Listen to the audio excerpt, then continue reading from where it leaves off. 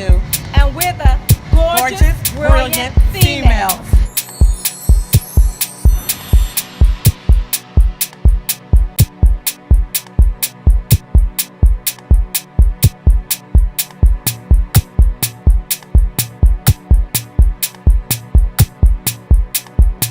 Welcome to another edition of Gorgeous, Brilliant Females. I am Zimply, And you already know who I am, Sue. and we're here to entertain multiple guests today. From the studios of Clear Productions in Fort Washington, Maryland. We want to welcome our first guest, Nadine Nally. Lieutenant Colonel Nadine Nally. Welcome to Gorgeous Brilliant Females. Glad you're here. Well, let me start off by asking the first question. You are a lieutenant colonel in the Army, and as I read, it also says that you are probably the youngest lieutenant colonel and a female. What makes you think that being in the Army and being a lieutenant colonel, does that affect anything that's going around in the military right now? No, I feel like, to go back, I wouldn't say I'm the youngest lieutenant colonel in the Army, but I feel like, I've pretty much hit each benchmark along the way at the right time, so it's kept me on track for making the ranks along the way. With everything going on in the world right now, with Me Too, all that, you have to stay cognizant of what's going on from a political perspective, so you can have those insights to help the people within your ranks, within your organization, to provide that mentorship, that support they need on the outside as well. Yes. Now, there are many, many branches of military. What made you select the Army? I feel, the military, as we know, since the 1970s, it's been an all-volunteer force, and it's made up of diverse organizations within. For me, and for all people join for deeply personal reasons, whether it be family, someone in your family served, whether it be the honor that you have to serve your country, or for the country itself, being an American citizen. For me, the reason that I joined, my father, he was in the Army. He was an enlisted soldier in the Army, and he passed away when I was a little younger than 2 years old. Wow. So me knowing that I would have that connection to him, growing up, I always knew that I had a desire to follow in his footsteps, to bring that connection back to him. Oh, that sounds good. So, since you enlisted in the Army and you moved up in the ranks, tell me this. What is it, the job that you do? When you first started when you enlisted, what did you want to do? And where you are right now, did you accomplish that goal? Absolutely. Probably the goals that I had, and beyond that, because when I joined the military, I graduated from Morgan State University up in Baltimore. I was commissioned as a second lieutenant. Woo-hoo! And Girl power. HBCU. And I was commissioned as a military intelligence officer, and that was my number one choice when I did my selection for my branch, my job in the Army. And I've had numerous opportunities along the way. Back in 2012, I transitioned over to become a cyber officer, which, as everyone knows, cyber is the new hot topic for everything. Cybersecurity is so huge. It's a huge growth industry, whether it be commercial, private sector, or the military. So I've had a lot of opportunities that's helped me to grow and learn within the Army because of the field that I've been in. Yes, that sounds so exciting for a woman. All right, now this is a big question for me. So we know that we have our wonderful president. And a lot of people are making decisions about whether to join the military or not join the military based on the leader that's at hand. So would you say that it's a good time, that it doesn't matter who's the president in order to join the military? What would you tell the youth of tomorrow in reference to making a choice about whether the military is the place to go? Right. So, it's really, you can't go any day without recognizing who's in leadership right now across the board. And for the decision to join the military, you have to be politically ambiguous. You can't show any preference to one party, because at the end of the day, the president is the commander in chief. In So chief. we And have that's to your wake up, boss. and that's our boss. So you have to wake up every day realizing that your desire to serve, you have to follow the orders of the president of the United States. So I mean that there are some challenges if you're coming from a family that's deeply rooted in one side or the other. But I feel like for the times that we're in, and specifically with minorities in the military, being a minority in the military, it provides you so many different opportunities. I mean, it's still such a small percentage of people in the military, because right now, less than 20% of the people in the military are African American or Black. Less than 20%? Less than 20%. So when you think about the Army specifically, 60% are white males in the Army. And then you talk about the 40%. The 40%, only 20% are African American, and then you have the 20% of Hispanics and other ethnic backgrounds. So to know that you can come in the military for either professional development, job stability.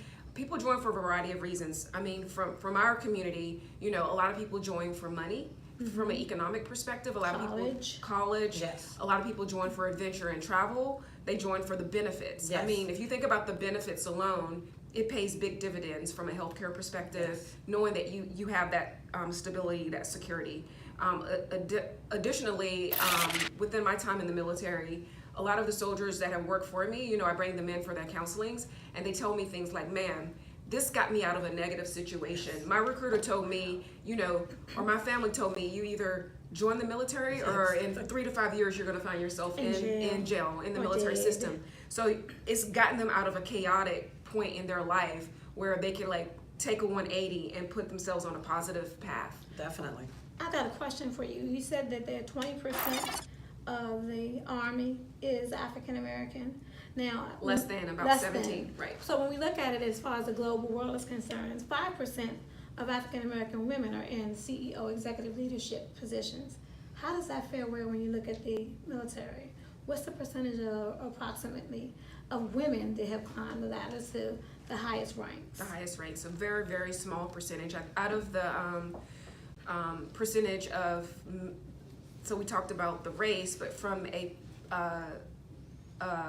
gender perspective, out of 100%, I believe it's about 16% in the Army. I can't speak for the other services, are female. And then when you break that from enlisted to officer ranks, only about 6% to 7% are officers. And then you talk about people that have joined the force. I mean, there is no African American female officer that has ever been appointed a general officer in the cyber branch. So there's a lot of room for growth There's a for lot of women. There's a lot of room for growth for women, absolutely. And African American women specifically. Precisely, yes. Well, it was beautiful talking to you. We're going to take a break right now, and when we come back, we'll see what else is going on. Awesome. LTC Music.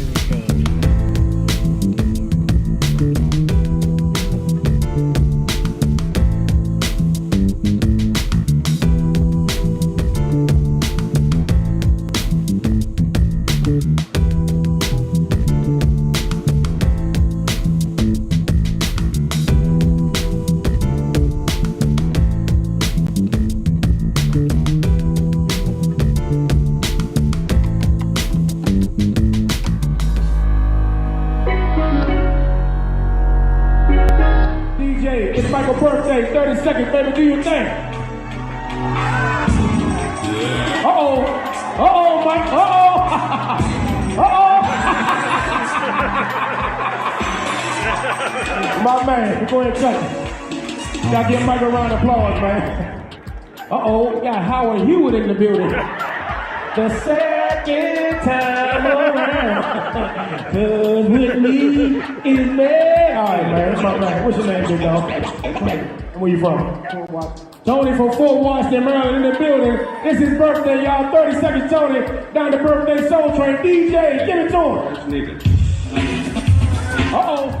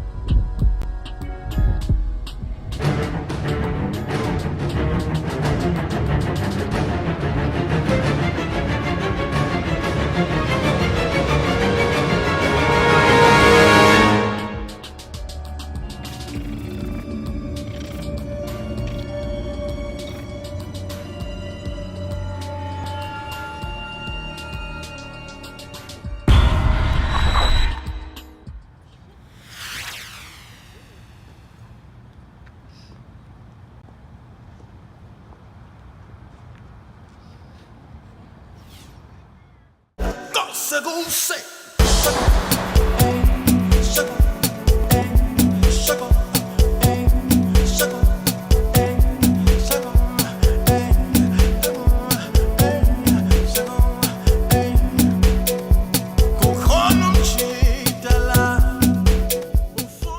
Welcome back. We are still here with the wonderful Lieutenant Colonel Nadine Nally.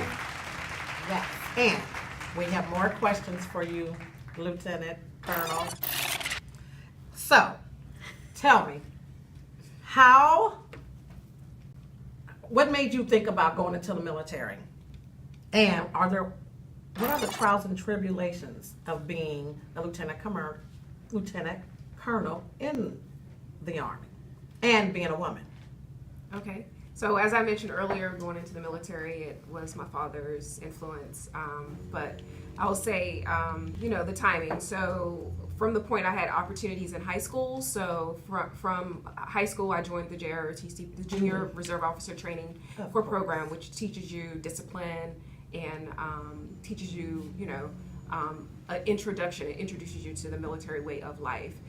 From there, I had a very good opportunity from my JROTC instructors to provide me with a opportunity to go to the ROTC program. So I got an ROTC scholarship. Mm-hmm. So my best friend and I were actually going to join the military under the buddy program. Yes. Okay. That was where you enlist, you go to AIT together, and then they get you your first duty station together. So when you come from this small town, at least you know you have support. So my best friend and I had actually, that was our plan, and the JROTC instructor, he put us both in for the scholarship, and I got the scholarship. So we ended up splitting ways. She went off to the military, and I went to college for 4 years at Morgan State. So I was in ROTC. So now we're talking 8 years, and I'm still not in the military. I'm just being groomed to go to the military. And then back in 2000, I was commissioned as a lieutenant. So that's when my military career actually officially started.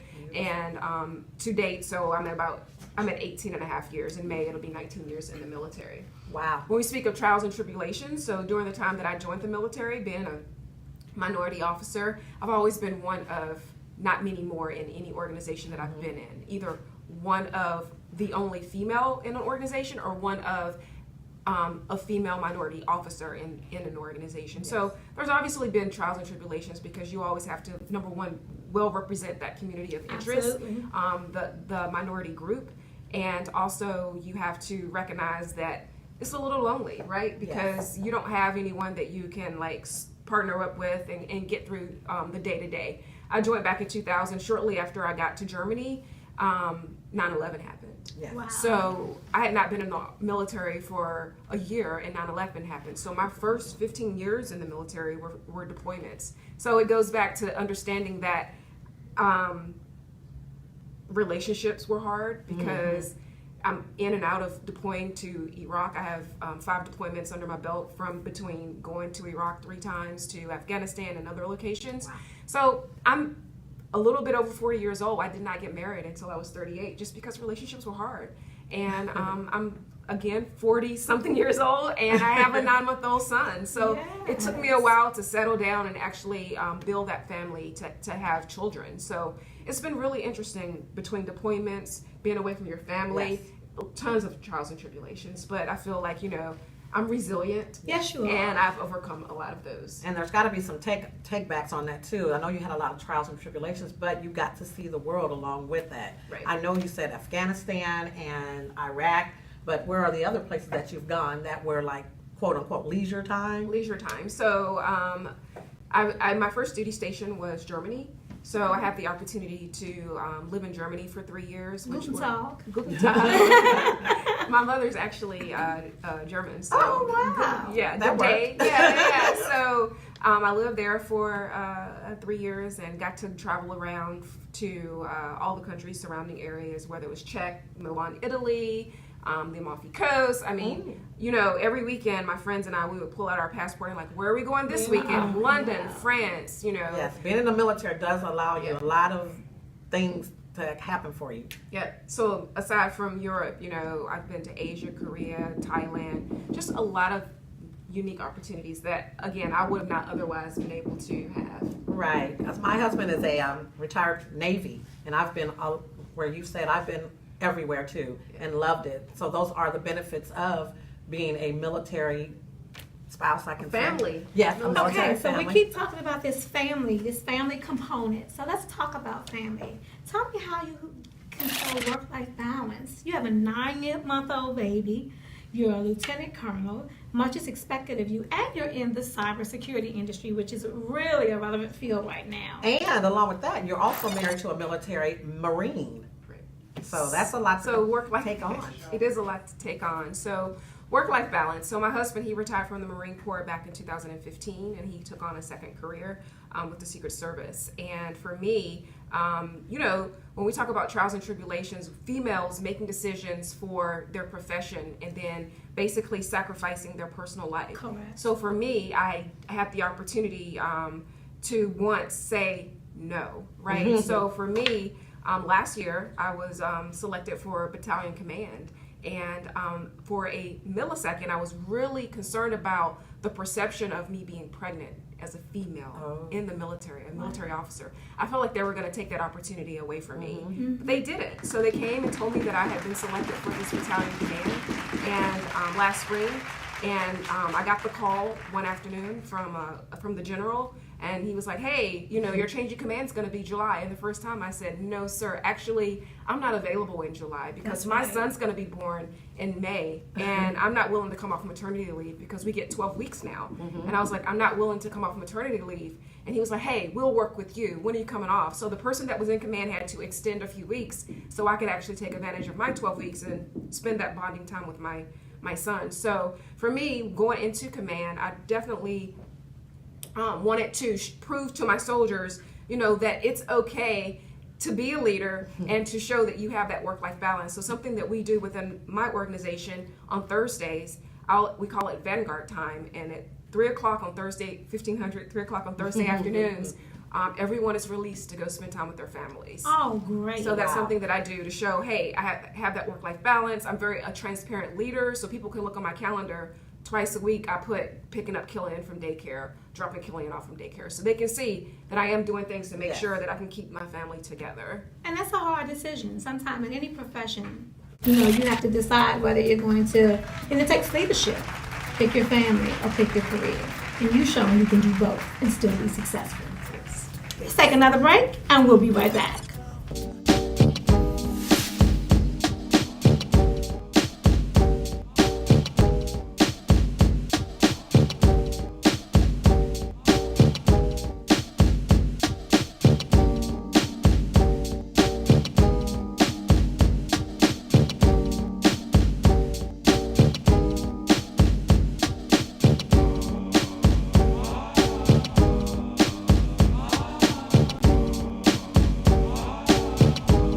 Look into this file for me. What's wrong? It looks like you got something on your mind. Man, I got a wedding, graduation, and cookout this month. I need a quality production team. Call my guy.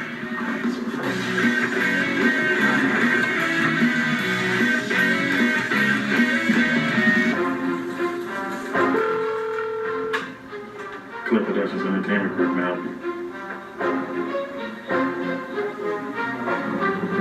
A wedding, a graduation, and a cookout this month. I got you, man. You have a great day. Boss man, I got a wedding, a graduation, and a cookout this month. I need some kind of venue to hang out for me. I got 3 different venues we can look at, and I can also call Anthony to do the graphic work.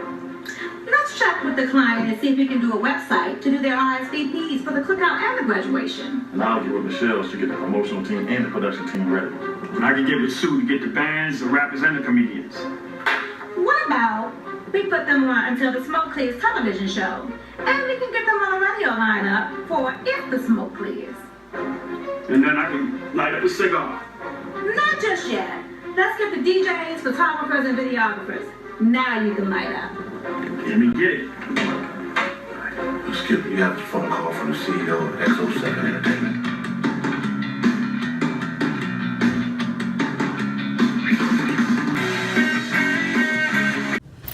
And we are back with our Lieutenant Colonel, Nally, and we have more questions for you. So I have to tell you that my role model is Michelle Obama. And I am just loving reading her book, Becoming, and just learning how I can still become, and it's never too late. in order for me to do the things that I want to do and set out to do in life. So tell me, who is your role model and why? Interesting. So honestly, I definitely admire Michelle Obama and all that she's overcome, and all the women that have been a positive influence to the women in our society right now. So there's a lot of people that have had a positive influence on me and in my life, and they've certainly helped to propel me to reach the goals in my life. The people that I look up to for their extraordinary achievements. So I don't really have one person that I would call a role model, but I like to compliment the folks that have actually been a part of my life and helped me along the way on the journey that I'm on right now. So they contributed personally? They contributed personally, whether it was my family, you know, teachers, mentors. They've all helped me build that roadmap to get to my personal, that personal quest that's gotten me to where I am today. Okay. So, I mean, I just like to pay tribute to everyone out there that's helped me, because there's certainly tons of people, because as they say, it takes a village, right? It does. Yes, it does. It does. Well, I want to know, what is it about the military that you don't like? So there's tons of things, honestly, that I could not care for in the military, you would say. I think when it comes to the opportunity, obviously, it's given me a tremendous opportunity in the military, but there are some things that I don't like. And I won't say about the military, I'll say about the Army particularly. Okay. The fact that I cannot wear earrings in my combat uniform. That bothers me, right? Because all other services, they can wear studs in their combat uniforms from the Navy, Marine Corps, the Air Force. So that's something that, you know, has been a challenge for me along the way. And they say when you make general officer, you can kind of change the regulation for your uniform. You can kind of go off script. So I was like, if I ever make general officer, we're wearing earrings. We're gonna be wearing earrings, right? Another thing, it's definitely nothing like policy or procedures or anything like that. But another thing I don't like is that in the military, we can't wear nail polish, like colored nails anymore. Right. That went away a few years ago. And you know, to some extent, we already get labeled as being more masculine, right? Correct. In Army females, right? We're more masculine. And I feel like those two dynamics help us maintain our femininity. Yes. Femininity, Yeah. yes. I mean, that's interesting because, you know, wearing a uniform, even as going to high school, I went to a private high school and we had to wear uniforms, and where we were able to distinguish ourselves was our nail polish, our jewelry, our shoes, things that you all still don't have the ability to be unique in. Right. So yes, I'm with you. I'm going to vote for the earrings as well. The earrings are the first things that I put on every morning. day. Yes. I'm going to put on any other jewelry, but my earrings I will not forget. So another thing with that, what about the hair? There's been big discussion about women in military and their hair. I know you have to have it tight in a bun. You can't have it on the nape of your neck. Or it has to be on the nape of your neck. So is that something that bothers you a little? It does. Coming up in the military, obviously, that's one of the other pieces where you can't really have an identity, right? Or go too far off the script. But I feel like the Army has made a lot of leaps over the last few years where women of color, ethnic women, can actually have dreads in the military as long as they're neat and pulled back. You know, Right. You can have twists. You So I can do couldn't those wear things. this. I had to put it back in the ponytail. You would have to pull it back, so it has to come off of your collar. Okay. Right. So a bun, like this is actually Yes. my hairstyle today is a very traditional military hairstyle. Regulation. By regulation. But see, I can do that. See, I don't have a problem with the bun thing as long as I can have my dreads. I don't like doing hair. So this gives me the ability to be free and not do my hair. Just to put it back in a bun, I can take care of that. No big deal. Well, All right, so we talked about why you chose it. We talked about family life balance. Talk to us about what it's like to move up in the ranks and what's your competition like. What does that look like for you? Wow. So moving up in the ranks, there's always huge competition, and you have to imagine that the competition is because of who's the large majority of individuals in the military. Definitely. It's the white male. Male. So you always have to look at yourself as being twice as good as that person to come Absolutely. to even being on the same page as him when you get to a promotion board or any other type of board. So those types of things are always in your face, and it is really true, it's relevant. But I feel like, you know, if you do your job, you know, if you represent yourself well, I've made it to Lieutenant Colonel. I'm commanding there's only 2 offensive cyber battalions in the Army today, and I'm commanding one of those. Wow. Right, as a minority female.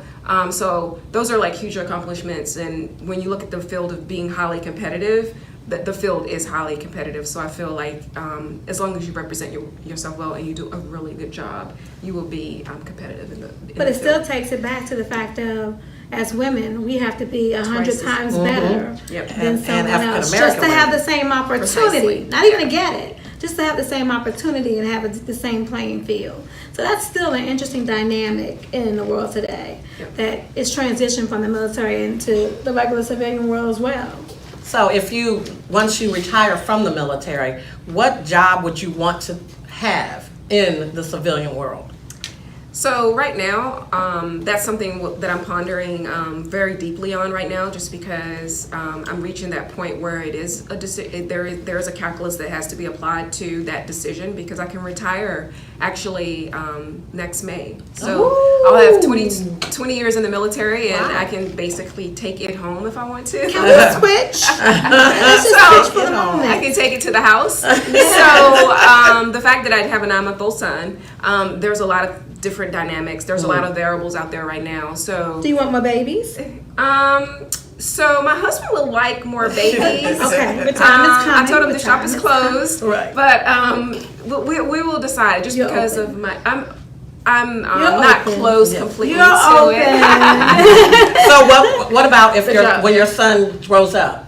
Would you be So- opposed to him going to the military? Would you encourage it? Would you Today- discourage it? Today I would discourage it. I really would. I feel like, I asked my husband, I said, my son's name is Killian, and I said, if Killian told us that he wanted to go to the military, I feel like I'm going to be that mom that's super protective, and I'm going to tell him that no, because I feel like, I told you guys the reason I went to the military. Right. Okay, so it was to follow my father's footsteps. Secondary to that was a ways and means, right? Because my family would have not otherwise been able to afford to send me to college or give me those opportunities. My husband and I feel like we're in a position right now where we're setting him up for success, where the military, if he wants to do it, It's a choice. It's a choice. It's a decision. And because it is an all-voluntary force, Yes. he could go in and serve his country for a couple years, but I feel like he doesn't need to make the military career because of the financial aspect, right? And that's one of the things, my son is in school, my youngest is in school now to be a pilot. And one of the best things they tell you is go into the military. You can get all the training, everything you need, doesn't cost you a dime. Unfortunately, at his school, flight school is not included in the tuition. It's in addition to. Right. So for me, it was like going to the military, Trump. Going to the, Yeah. yeah. It may change, later on, and I'm not going to say it's because of the current administration I'll per say se. it for me. For me. But I just, maybe because he is my only child right now, Yes. I'm super protective of Absolutely. him. And I think there is a law out if you have a sole survivor, like if you only have one son, Yeah, they don't have to go. they don't have to go to the military if we ever come into a situation where they do a Drafting. draft, right? Correct. So I always, I've been very calculated about like, okay, so if I have any other, kids, but no, You have to have a girl. I have to have a girl. Yeah. So you have to make sure the stars and the moons and everything line up so that you have a nice little girl next.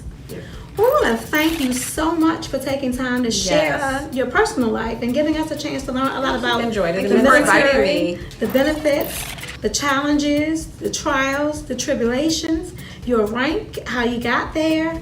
But most of all, I want to thank you for being a woman that represents us on a higher level, because we don't get to see that often. And so once again, we get to look and say, that's my sister. Yes, and now somebody else will see this and be inspired to do what you have done. Absolutely. Make moves and not have any problem doing it. So we want to thank you again for sharing your life with us, for giving us the opportunity to learn about the trials, the tribulations, the positive experiences, the work-life family balance, the rank, the promotion challenges. But most of all, we want to thank you for being another sister that we can be proud of. And that Another somebody woman else can look up to. that someone can Thank look you. up to and emulate, and have an opportunity to see that we're capable of actually accomplishing anything we want to do. So we want to thank you for joining another edition of Gorgeous, Brilliant Females. I'm Zenthally, And I'm Sue. and we're the gorgeous, brilliant females.